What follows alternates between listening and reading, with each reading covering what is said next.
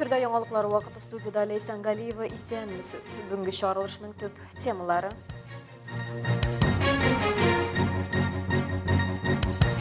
Көзге чакыру комиссиясы үз эшен башлап җибәрде.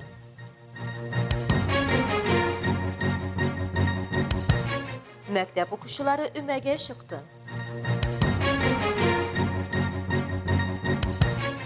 Өлкән буын кешеләре өчен ял лагере оештырылды.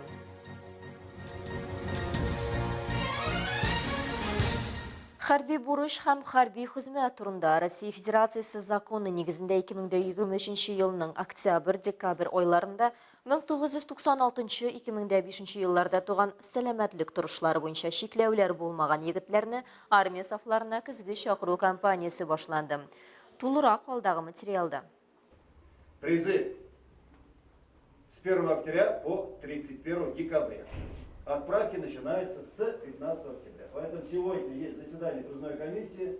Быелгы сайлау бигрәк тә фәнни роталарга юнәлдерелгән. Моның өчен кандидатларның уртача баллары 4тән дә түбән булырга тиеш түгел. Фәнни җәмгыятьләр эшендә катнашу, фәнни хезмәтләр, басмалар булдыру һәм әлбәттә сәламәтлек торышы буенча хәрби хезмәткә яраклылык хезмәт итүчеләрнең бурычы булып тора.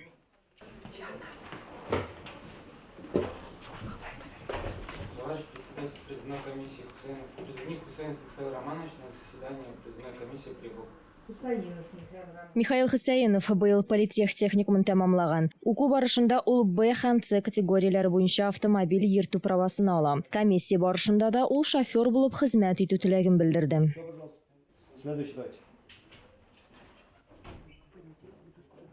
Все поддерживают, провожают, ждут скорейшего возвращения с армии. Россия Федерациясы президенты указы нигезендә быел 130 мең кеше чакырылачак. Әлбәттә, компания кысаларында чакырылырга тиешле гражданнарга карата кабул итү комиссиясе тиешле карарлар чыгара.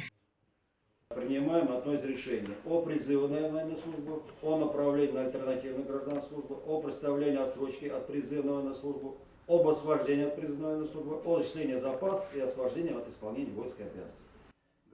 Чакыру комиссиясе 31 декабрьгә кадәр дәвам итәчәк.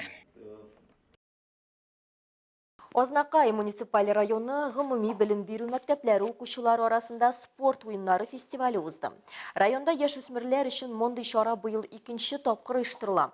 Спорт чарасында районның барлык 24 мәктәбеннән иң көчле спортчылар катнашты. Ярышлар 8 төре буенча оештырылды. Тулырак Эльмира Шәрифуллина сюжетында.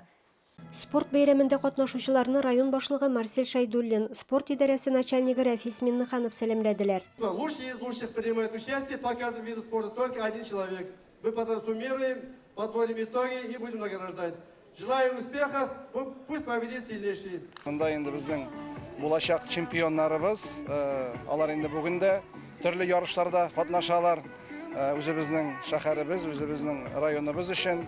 Алар инде үзебезнең районыбызны тагын да эшкә күтәрәләр. Төрле төр буенча, монда тренерлар, монда укытучыларыбыз алар өчен җанаталар. Шуңа күрә инде аларга да уңышлар телибез.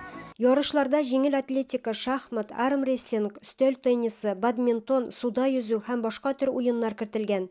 Тизрәк, биегрәк һәм көчлерәк. Нәкъ шушы девиз астында бүген Азнакайның барлык мәктәпләре һәм район мәктәпләреннән килгән укучылар көч сынашалар. Спорт ярышлары төрле мәйданчыкларда узды. Юбилейный стадионында йөгерү буенча ярышлар оештырылды. Махсус спорт мәйданчыгында ГТО нормативлары тапшыру узды. Чатыртау арена спорт сараенда бадминтон, мини-футбол буенча көч сынаштылар. Занимаюсь спортом 6 лет. 6 яшьтән спорт белән шөгыльләнәм. Мини-футбол буенча катнашам. Шәһәрнең 1нче мәктәбе һәм Актүбәнең 1нче мәктәбенә каршы уйнаячакбыз. Җиңәргә 1нче булырга омтылабыз. И занять первое место. 7 яшьтән бадминтон уйныйм. Барлык мәктәпләргә каршы уйныйбыз. Тырышырбыз дип уйлыйм. Көн дәвамында барган уеннарда барысы 350дән артык яшүсмер катнашты. Ярышларда Актүбә мәктәбе командасы җиңү яулады. Эльмира Шәрифуллина, Рөстәм Әкбаров, Яңалыклар вакыты, Луч Әлмәт телекомпаниясе. Калабызның мәктәп укучылары өмәгә чыкты. Мәктәптә белем алучы егет-кызлар Әлмәт урамнарын корыган яфраклардан чистартты. Башкарылган эшләр хакында Линия Хасаншины тулырак сөйләр. Өмәләрдә катнашу файдалы итеп вакыт уздыру һәм зур игелекле эшкә үз өлешен кертүнең менә дигән ысулы. Шимбә калабызның мәктәп укучылары арасында узган өмәдә 5-нче гимназия, 12-нче, 15-нче һәм 24-нче мәктәптә белем алучылар катнашты. Мәктәптә 33 ел эшләү дәверендә укучыларыма хезмәткә карата мәхәббәт тәрбияләргә тырыштым. Әлеге шәһәр күләмендә үткәрелә торган өмәләр, мәктәптә кизү тору, сыйныф бүлмәләрен чиста тоту, ашханәдә үз-үзеңне тоту кагыйдәләре, иптәшләреңә ашны тиешле рәвештә өстәлгә куеп матур итеп бизәп бирү. Булар барысы да укучыларны матурлыкны күрергә, чисталыкны саклый белергә өйрәтә. 300 елдан артык тәҗрибәсе булган Лилия Муфаздал кызы сүзләренчә, өмәдә дә укучылары бик теләп катнаша. Һәрберсе алдан тырмалар, себеркеләр кайгыртып, кичтән үк әзерләнеп өмәгә килгән. Я уже участвую в субботнике не первый раз. Это важно, нужно всегда беречь свою природу. Не нужно мусорить, нужно убираться всегда. Субботники – это очень хорошее мероприятие, когда все вместе дружно соблюдают экологию. Все вместе дружно собирают мусор и делают пользу для экологии. Хезмәтне яратучы укучылары белән остаз горурланган кебек, без дә гаиләдә әти-әнисеннән күреп үскән шушы тәрбияне югалтмауларын, табигатьне саклаучы һәм кадерләүче кешеләрнең саны күбрәк булуын телибез. Лина Хәсәншин, Рафаэль Сафин, Яңалыклар вакыты, Луч, Әлмәт телекомпаниясе. Яңа елга программалар әзер, корныгына көтәбез. Колабызда паркларда кышкы программа нинди булырга тиеш темасына ачык воркшоп узды.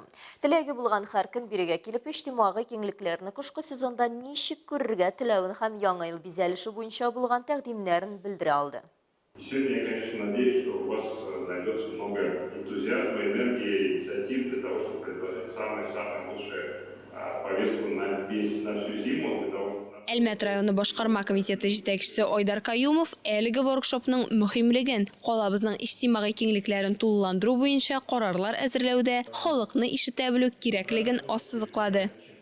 Для многих альметьевцев это очень важный вопрос с точки зрения того, что, само собой, самые длинные выходные это у нас традиционно на Новый год, и наша задача как органов местного самоуправления помочь нашим гражданам найти различные мероприятия для проведения этих зимних выходных максимально весело и с пользой для здоровья. Сделать парад Дед Морозов, пригласить со всех городов России, со всех городов пригласить Дед Морозов, Снегурочек. Воркшоп халык өчен һәм халык катнашында узды. Биредә Әлмәтнең яңа кышкы программасын гамәлгә ашыру өчен 4 төркемгә бүленеп фикер алыштылар. Шәһәр халкы белән Казан парклары һәм скверлары дирекциясе Әлмәтнең яңа ел мөхите турында фикер алышты. Әлмәт дирекциясе исә бер юлы кадрлар мәсьәләсендә хәл итәргә тырышты. Сегодня мы продолжаем поиск кандидатов на должности парк-менеджеров общественных пространств города Альметьевска. Сейчас проходит открытый конкурс, на который можно заявиться через социальные сети, через исполком Альметьевского района. Поэтому, пожалуйста, подавайте заявки. До 8 октября мы ждем для того, чтобы отобрать самых креативных горожан вашего города, чтобы они потом наполняли ваш город очень классными, интересными мероприятиями. Лина Хәсәншин, Рафаэль Сафин, Яңалыклар вакыты, Луч, Әлмәт телекомпаниясе. Әлмәт хатын-кызлар советы яхшылык катнасында ялгыз пенсионерларга ярдәм акциясе игълан итә. Акциянең идеясе ялгыз пенсионерлар өчен татлы бүләкләр җыеп игътибар җиткерү. Чарага кушылыр өчен озак саклау вакытлы шоколад, конфет, печенье яки башка татлы ризыкларны пакетлап әзерләү мөһим. Бүләкләрне 3-6 октябрьдә төзүчеләр проспекты 9А адресы буенча урнашкан Әлмәт һөнәри килиятендә иртәнге 8-дән кичке 4-кә кадәр тапшырырга мөмкин. Олы буынны хөрмәтләп күршебез Чирмешән районында пенсионерлар өчен ял лагере оештырганнар. Беренчеләрдән булып ил күләмендә алып барыла торган актив озын гомер проектына Бәркәтә авылы өлкән буын кешеләре кушылган. Анда Рәдифә Нугманова булып кайтты. Bilmedim, bilmedim, Беркете овалы мәдениет йортына җыелган бу әби апалар әнә шулай җырлый ял итә. Күпләренең кулларына кылкаләм тотмауларына берничә дистә ел узса да, бүген балачактагы шөгыльләрен искә алып, гипстан ясалган уенчыклар буяп утырулары. Авыл мәдәният йортында оештырылган барлык түгәрәкләрнең иң кызыгы булган уенчык ясауны клуб хезмәткәрләре пенсионерларның көзгө ял лагере программасына кертергә булган.